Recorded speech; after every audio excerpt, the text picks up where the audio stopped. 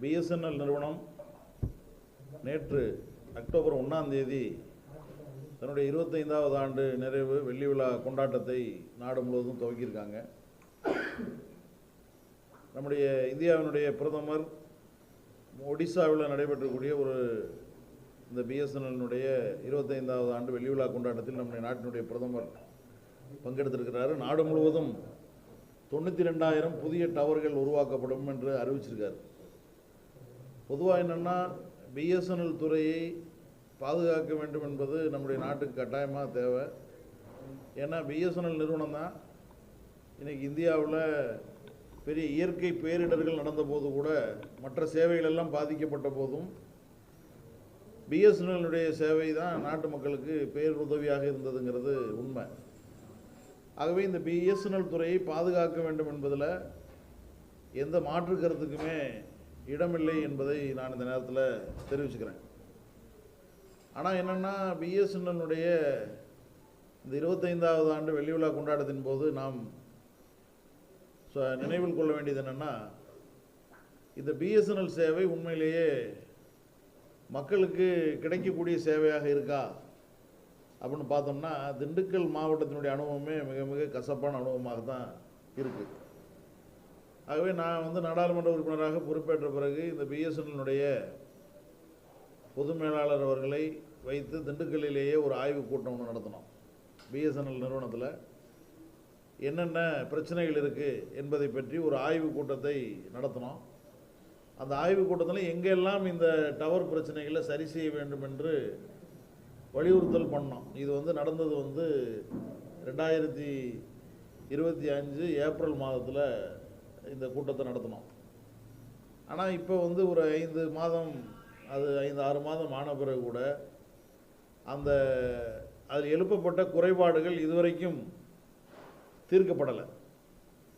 ஆகவே நம்ம இந்த பிஎஸ்என்எல்லை பாதுகாக்க வேண்டும் என்று ஒரு பக்கம் இருந்தாலும் அரசாங்கம் இதை பெரிய அளவுக்கு வெள்ளி விழா கொண்டாட்டத்தை நடத்தினாலும் அந்த துறை இந்த பிஎஸ்என்எல் நிறுவனத்தை பாதுகாக்குமா என்ற ஒரு சந்தேகம் நமக்கு முன்னால் எழுது. ஏன்னா நீங்கள் இந்த பிஎஸ்என்எல் துறை 2012ஆம் ஆண்டே 4G சேவையை ஏர்டெல் நிறுவனத்துக்கு கொடுத்துட்டாங்க.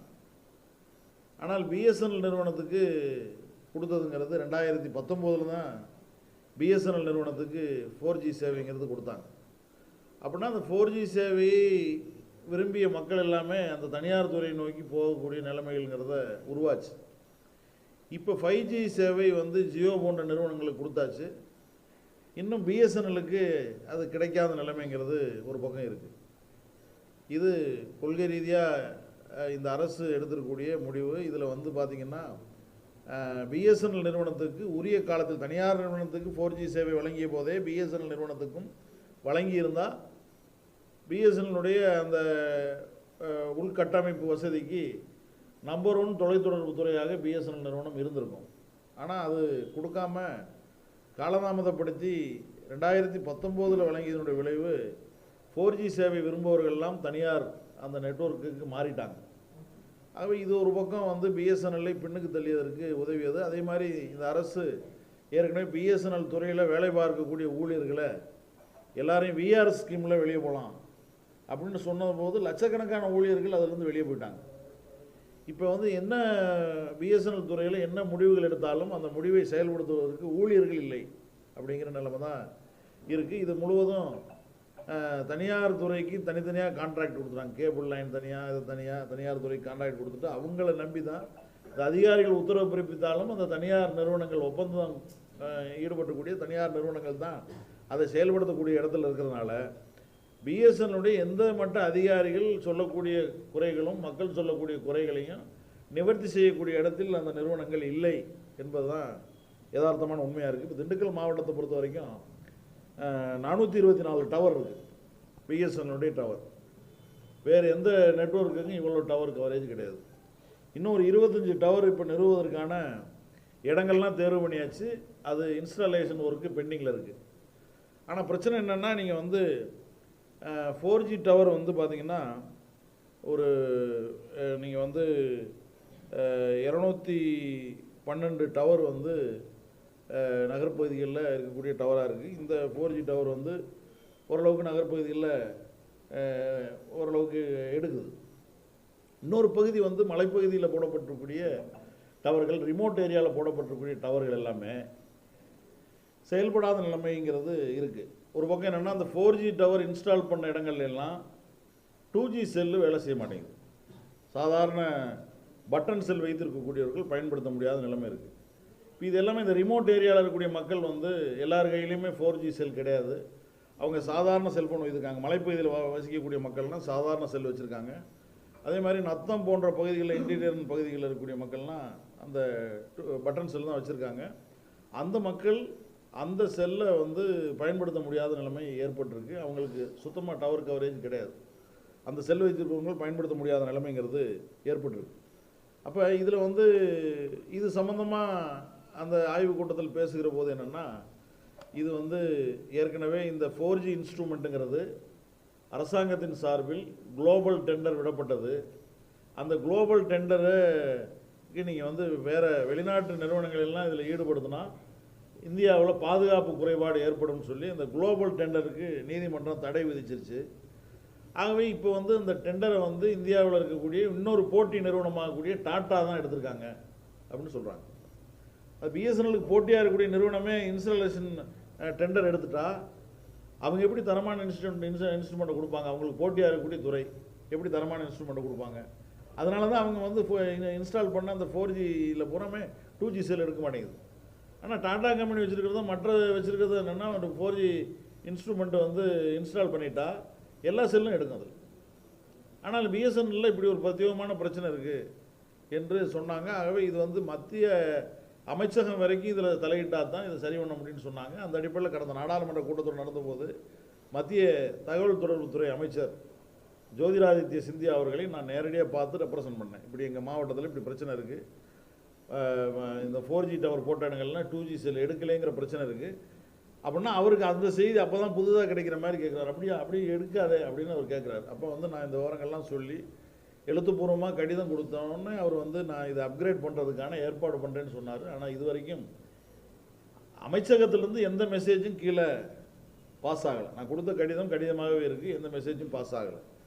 இப்போ வரைக்கும் மக்களுக்கு என்னென்னா, இந்த மலைப்பகுதியில் இருக்கக்கூடிய மக்கள் நம்மை தொடர்பு கொண்டு டவர் எடுக்க மாட்டேங்குது. ஒரு பக்கம் கரண்ட் ஆஃப் ஆனால் டவர் கட் ஆகிடுது, பேட்டரி பேக்கப் இல்லை, ஜென்ரேட்டர் வசதி இல்லை, டவர் கட் ஆகிடுது. இன்னொரு பக்கம் 2G செல்லுக்கு எடுக்க மாட்டேங்குது. இந்த கம்ப்ளைண்ட் சம்மந்தமாக நீங்கள் எம்பின்ற முறையில் உங்களுக்கு கூப்பிட்டு சொன்னால் நீங்கள் எந்த முன்னேற்றமும் அதில் ஏற்படுத்தலைன்னு மக்கள் எங்களை குறைபட்டு கொள்ளக்கூடிய நிலைமை தான் இருக்குது. ஆகவே இது எங்கெங்கே இருக்குது அப்படின்னு நம்ம வந்து பார்த்தோம்னா, நம்ம திண்டுக்கல் மாவட்டத்தில் இந்த மாதிரியான பிரச்சனைகள், இப்போ சிறுமலை போன்ற இடங்களில் வந்து பார்த்திங்கன்னா பிஎஸ்என்எல் சேவையே இல்லை. இப்போ தான் புதுசாக 2 இடம் சிறுமலையில் இடம் பார்த்துருக்கு, பிஎஸ்என்எல் சேவைக்காக இடம் பார்த்துருக்கு. அதே மாதிரி நீங்கள் வந்து நத்தம் தாலுகாவில் பிள்ளையார் நத்தம்ங்கிற ஒரு கிராமம், செரங்காட்டுப்பட்டி, ஊராளிப்பட்டி, மலையூர், அதே மாதிரி கணவாய்ப்பட்டி, எஸ்கொடை, இந்த மாதிரியான பகுதிகளெல்லாம் பிஎஸ்என்எல் நெட்வொர்க் இந்த பிரச்சனை இருக்குது. அதே மாதிரி நம்ம குஜிலியம்பாறை பகுதியில், குஜிலியம்பாறை, பாளையம், டி கூடலூர் உள்ளிட்ட இந்த பகுதிகளெல்லாம் பிஎஸ்என்எல் சேவை சுத்தமாக இல்லாத நிலைமைங்கிறது இருக்குது. அதே மாதிரி கொடைக்கானல் மலையில் வந்து கீழ்மலை பகுதியில் இருக்கக்கூடிய கோமாளிப்பட்டி துவங்கி நீங்கள் வந்து வரிசையாக வந்து குப்மால்பட்டி, கேசிப்பட்டி, அங்கே இருக்கக்கூடிய சிறுவாட்டுக்காடு, கவையக்காடு உள்ளிட்ட இந்த பகுதிகளெல்லாம் நெட்வொர்க் எடுக்க மாட்டேங்குது. நான் இப்போ 2 முறை கேசிப்பட்டி அதை சுற்றி இருக்கக்கூடிய கிராமங்களுக்கு போயிட்டு வந்தேன். போனால் பிஎஸ்என்எல் சுத்தமாக அங்கே வந்து எந்த சேவையும் அதுக்குள்ளே அங்கே இல்லை. அங்கே என்ன எடுக்குன்னா ஜியோ டவர் மட்டும் எடுக்குங்க, வேறு எந்த சேவையும் இல்லாத நிலைமைங்கிறது இருக்குது. இது இல்லாமல் வந்து ஒட்டஞ்சத்திரம் வட்டத்தில் இருக்கக்கூடிய கொத்தயம், இதெல்லாம் பிளைன் சைட்டில் இருக்கிறது. கொத்தயத்தில் வந்து அந்த பிஎஸ்என்எல் டவர் வேலை செய்ய மாட்டேங்குது. பழனி வட்டத்தில் இருக்கக்கூடிய பொந்துப்புள்ளிங்கிற அந்த கிராமத்தில் அங்கே வந்து டவர் இல்லைங்கிற பிரச்சனை இருக்குது. புது டவர் அங்கே போடுறதுக்கான முன்மொழிவுகள் அனுப்பப்பட்டிருக்கு. இப்போ இது என்னென்னா, இது வந்து வெறும் செல்ஃபோன் தகவல் தொடர்பு சம்மந்தப்பட்ட பிரச்சனை மட்டும் இல்லை. இப்போ அரசாங்கத்தினுடைய பல்வேறு திட்டங்கள், இப்போ நீங்கள் வந்து ரேஷன் கடையில் நீங்கள் வந்து பொருள் வாங்கணும்னா கூட நெட்வொர்க் இல்லைன்னா நீங்கள் வந்து பொருள் கொடுக்க முடியல. ஆகவே அவர் என்ன பண்ணுறாருன்னா, அந்த சேல்ஸ்மேன் வந்து நெட்வொர்க் கிடைக்கிற ஒரு இடத்துக்கு போய் நின்றுக்கிட்டு அங்கே வந்து மக்களை ரேகை வச்சுட்டு போங்க, அங்கே வந்து ரேகை வச்சுட்டு போய் நீங்கள் வந்து பொருளை வந்து கடையில் வாங்கிக்கிற மாதிரி நிலைமையில் தான் இருக்குது. மாணவர்களுக்கு பிரச்சனை இருக்குது. இப்போ நீங்கள் வந்து பள்ளிக்கூடங்களில் இப்போ நீங்கள் வந்து ஆசிரியர்கள் அட்டண்டன்ஸ் போட முடியல, நீங்கள் வந்து அரசு மருத்துவமனை ஆரம்ப சுகாதார நிலையங்களில் அவங்களுக்கான சேவைகள் இதெல்லாம் கொடுக்குறப்ப இந்த மாதிரியான பிரச்சனைகள் இருக்குது. ஆகவே அரசினுடைய நிறைய திட்டங்கள் நிறைவேறுவதற்கு இந்த பிஎஸ்என்எல் துறை மிகப்பெரிய இடையூறாக இருக்குது அப்படிங்கிறது இருக்குது. ஆகவே இந்த குறைபாடுகள் எல்லாமே நாங்கள் ஏற்கனவே கடந்த 4வது மாதம் ஜிஎம் தலைமையில் நம்முடைய திண்டுக்கல் மாவட்ட டெலிஃபோன் எக்ஸ்சேஞ்சில் நடந்த கூட்டத்தில் எழுப்பப்பட்டு இன்றைக்கு வரைக்கும் இந்த பிரச்சனை தீர்வு காணப்படவில்லை என்பதை நான் சொல்லிக்க விரும்புகிறேன். ஆகவே இந்த வெள்ளி விழா ஆண்டை கொண்டாடுவது மிகச்சரியானது, இந்த துறை பாதுகாக்கிறது மிகச்சரியானது. ஆனால் இந்த குறைபாடுகளும் யார் சரி செய்வதுங்கிறது தான் கேட்க. இப்போ 92,000 டவர் புதுசாக போட போகிறேன்னு பிரதமர் அறிவிச்சாருன்னு நல்ல விஷயம். ஆனால் ஏற்கனவே போட்ட டவர் வேலை செய்யலையே, அதுக்கு என்ன யோசனை இவங்க சொல்கிறாங்க அப்படிங்கிறது கேள்வி கேட்க வேண்டியிருக்கு. அது அடுத்து என்னென்னா, இப்போ டெலிஃபோன் அட்வைசரி கமிட்டி ஒவ்வொரு எம்பிஸுமே டெலிஃபோன், இப்போ நான் வந்து டெலிஃபோன் அட்வைசரி கமிட்டின்னு கொஞ்சம் பேரை போட்டிருக்கோம். இந்த அட்வைசரி கமிட்டி கூட்டுங்கன்னு தேர்தல் முடிஞ்ச காலத்துலேருந்து சொல்கிறோம். இப்போ வரைக்கும் இந்த அட்வைசரி கமிட்டி கூட்டலாம். அதான் பப்ளிக் ரெப்ரசன்டேஷனாக தானே, பொதுமக்கள் சார்பாக இருக்கக்கூடிய பிரதிநிதிகள் அதில் பங்கேற்றிருக்காங்க. அந்த டெலிஃபோன் அட்வைசரி கமிட்டியை கூட்ட மறுக்கிறாங்க. கூட்டுங்கன்னு சொன்னாலும் அதை வந்து கூட்டம் மறுக்கக்கூடிய நிலைமைகள் நம்ம வந்து பார்க்க முடியுது. ஆகவே இந்த இப்போ வந்து சுதேசி சேவை அப்படின்னு பிரதமர் அறிவிச்சிருக்கார். அதாவது நம்ம வெளிநாட்டு தொழில்நுட்பங்கள் எதுவுமே இல்லாமல் நம்ம இந்தியாவினுடைய தொழில்நுட்பத்தை வைத்தே இந்தியா மக்களுக்கு சேவை செய்வதுங்கிறது நல்ல விஷயம். அப்படி நம்ம நாட்டில் விஞ்ஞானம் வளர்ந்துச்சு, இந்தியாவில் தயார் பண்ணக்கூடிய இதை வச்சு நம்ம எல்லாம் பண்ண முடியும்னா கரெக்டு. ஆனால் என்னென்னா, ஒரு பக்கம் வந்து டாடா கம்பெனி இந்தியா கம்பெனியாக இருந்தாலும் அவங்களுக்கு கொடுத்துட்டு அவங்க எங்கே வாங்குறாங்கன்னா சைனாவில் தான் வாங்குறாங்க. சைனாவில் வாங்கி தான் இன்ஸ்டால் பண்ணுறாங்க. இதுக்கு பேர் சுதேசி. டாடா கம்பெனி பேரில் சைனாவில் விலைக்கு வாங்கி இங்கே இன்ஸ்டால் பண்ணிக்கிறது. பிஎஸ்என்எல் நிர்வாகமே அதுக்கு நேரடியாக இன்ஸ்டால் பண்ணிட்டா இவங்க இன்ஜினியரில் கூட்டி போய் அவங்க ட்ரைனிங் கொடுக்க போகிறாங்க. அவங்க என்ன ஃபால்ட் வந்தாலும் அவங்க அட்டன் பண்ண முடியும். இப்போ வந்து டாடா கம்பெனி வந்து இன்ஸ்டால் பண்ணி விட்டு போயிட்டால் பிஎஸ்என்எல்ல இருக்கக்கூடிய என்ஜினியர்களுக்கும் எந்த ட்ரைனிங் கொடுக்குறதில்ல. என்ன ஃபால்ட்னாலும் இவங்களால அட்டன் பண்ண முடியல. அவங்கள நம்பி தான் இருக்க வேண்டியிருக்கு. அவங்களுக்கு போதுமான அளவுக்கு எல்லா இடங்கள்லையும் போய் சர்வீஸ் பண்ணுறதுக்கான ஆட்கள் இல்லை அப்படிங்கிற நிலைமையை நம்ம வந்து பார்க்க முடியுது.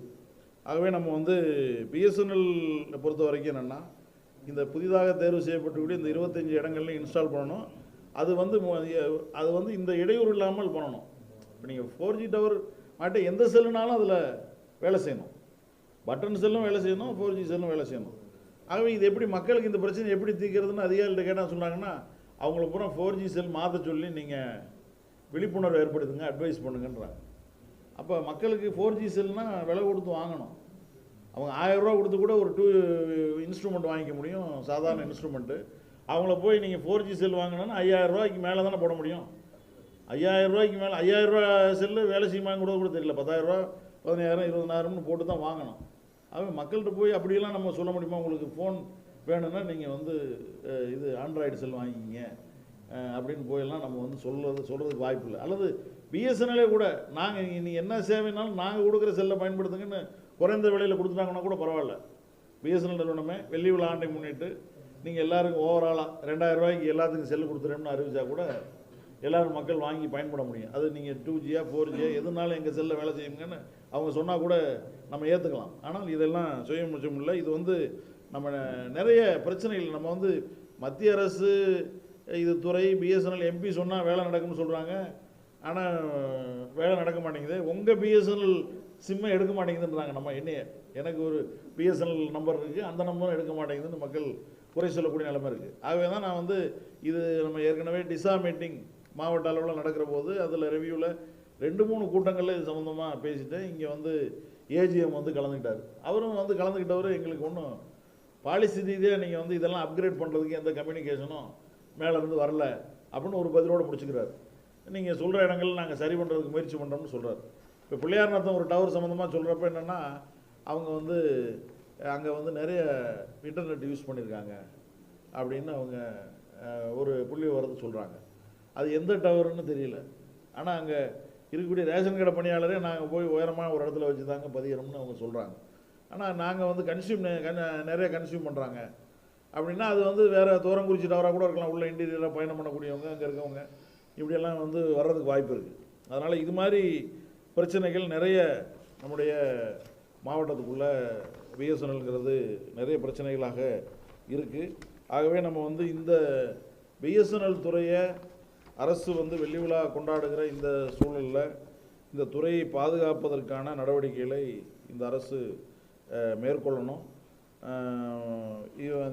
இந்த எல்லா டெக்னாலஜி இம்ப்ரூவ்மெண்ட்டுங்கிறது பண்ணணும். இந்த துறையை வந்து சாதாரண மக்களுக்கும் பயன்படுற மாதிரி இதை மாற்றுறதுக்கான ஏற்பாடு பண்ணணும். தனியார் துறைகளோடு போட்டி போட்டு பிஎஸ்என்எல் வளர்வதற்கான டெக்னாலஜிஸ் வந்து வரணும். இப்பயும் கூட 5G வந்து ஜியோவுக்கு கொடுத்துட்டாங்க, இன்னும் பிஎஸ்என்எலுக்கு கொடுக்கல. நீங்கள் வந்து 2012 கிட்டத்தட்ட 10 வருஷம் கழிச்சு தான் நீங்கள் வந்து 4G சேவை ஏர்டெல்லுக்கு அப்புறம் இங்கே உங்களுக்கு தான் கிடச்சிருக்கு. ஆகவே இதெல்லாம் ஒரு மிகப்பெரிய குறைபாடுகளாக இருக்குது. இப்போ நாங்கள் கூட என்ன யோசிக்க வேண்டியிருக்குன்னா, இது அதிகாரிகள்ட்ட சொல்லி நடக்க மாட்டேங்குது. இப்போ நம்ம வந்து இந்த எடுக்காத 25வது வெள்ளி விழா முன்னிட்டு எல்லா செல்ஃபோன் டவர்லையும் போய் ஃப்ளெக்ஸ் கட்டிகிட்டு இருக்காங்க பிஎஸ்என்எல் ஊழியர்கள்.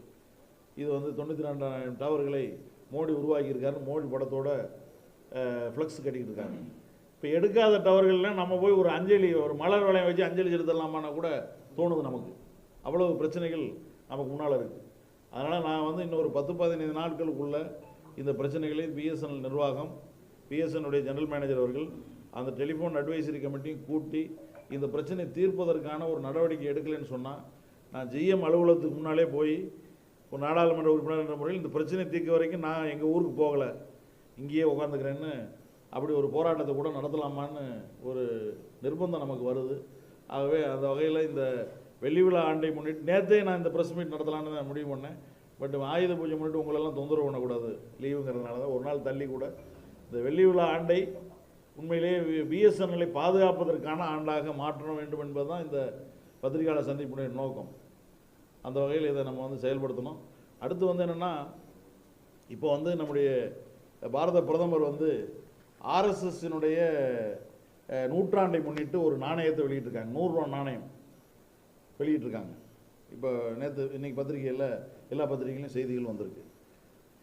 என்னென்னா, ஒரு பிரதமர் வந்து ஒரு 100 ரூபா நாணயத்தை வெளியிடுறாருன்னா அது வந்து ஒரு ஒரு அது ஒரு இயக்கம். ஆர்எஸ்எஸ்ங்கிறது அது ஒரு மதவாத இயக்கம், இந்தியாவினுடைய சுதந்திர போராட்டத்தில் ஈடுபடாத இயக்கம்.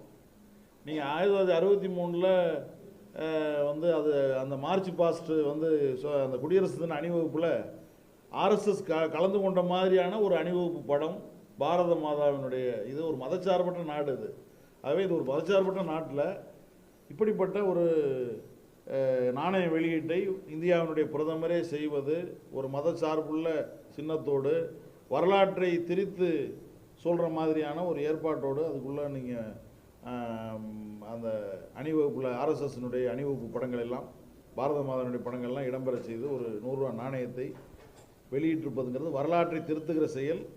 இது போன்ற ஒரு அமைப்பின் சார்பான அந்த நூற்றாண்டு விழாவில் ஒரு பிரதமரே அதில் தலையிட்டு வெளியிடுவதுங்கிறது கண்டனத்துக்குரியது. ஆகவே இது வந்து வரலாற்றை திருத்தி எழுதுகிற செயல். பிரதமருடைய இந்த நடவடிக்கை கண்டனத்துக்குரியது என்பதை நான் இந்த நேரத்தில் பதிவு செய்ய விரும்புகிறேன். இப்போ 92,000 டவர் இப்போ அறிவித்தார். 92,000 டவரில் தமிழ்நாட்டுக்கு எத்தனை டவர் விவரம் இல்லை. எந்த டவருமே மதுரை டிவிஷனுக்கு கேட்டேன், ஒரு டவர் கூட இல்லைன்றாங்க. அதனால் நீங்கள் வந்து தமிழ்நாட்டை பல விஷயங்களில் புறக்கணிக்கிற மாதிரி இங்கே இந்த டவர் விஷயத்திலும் தமிழ்நாடு புறக்கணிக்கப்படுதோங்கிற எங்களுக்கு சந்தேகம் அதுக்குள்ளே எழுது. ஆகவே தொடர்ந்து தமிழ்நாட்டை புறக்கணித்து கொண்டிருக்கக்கூடிய மோடி அரசாங்கத்திற்கு நாங்கள் எங்களுடைய வன்மையான கண்டனத்தை நாங்கள் பதிவு செய்கிறோம் என்பதை தெரிவித்துக் கொள்கிறேன். அப்போது பார்த்தீங்கன்னா இந்தியா முழுவதும் எல்லாமே பிஎஸ்என்எல் மாறினாங்க. அப்போ வளர்ச்சி இல்லாமல் பிஎஸ்என்எல் மாறுறாங்க மக்கள். அதாவது தனியார் நிறுவனங்கள் விலையேற்றம் பண்ணுகிற போது கூட அரசு பொதுத்துறை நிறுவனமாக இருக்கிறதுனால தான் அது விலையேற்றம் பண்ணாமல் மக்களுக்கு அந்த சேவையை கொடுக்க முடியுது. இது என்னென்னா, நகர்ப்புறங்களில் இதனுடைய சேவைகள் கிடைக்கிற அளவுக்கு கிராமப்பகுதிக்கு இதனுடைய சேவைகள் விஸ்தரிக்கப்படலைங்கிறதும், குறிப்பாக ரிமோட் ஏரியாவுக்கு நீங்கள் வந்து மலைப்பகுதிகள், இன்டீரியர் கிராமங்கள், இந்த சேவை விஸ்தரிக்கப்படாததுங்கிறதும் உண்மை. அங்கெல்லாம் வேறு யாரும் பிஎஸ்என்எல் பயன்படுத்துறது இல்லைங்கிற நிலைமைங்கிறது இருக்குது. ஆகவே இது நம்ம இதனால தான் பொதுத்துறை பாதுகாக்கணும்னு சொல்கிறோம். தனியார் நிறுவனங்கள் கட்டணத்தை உயர்த்துகிற போது கூட குறைந்த கட்டணத்துக்கு இந்த சேவையை வழங்குவது தான் பிஎஸ்என்எல். அதுதான் பொதுத்துறை நிறுவனமாக தொடரணும், அது பாதுகாக்கப்படணும்னு தான் நம்ம சொல்கிறோம்.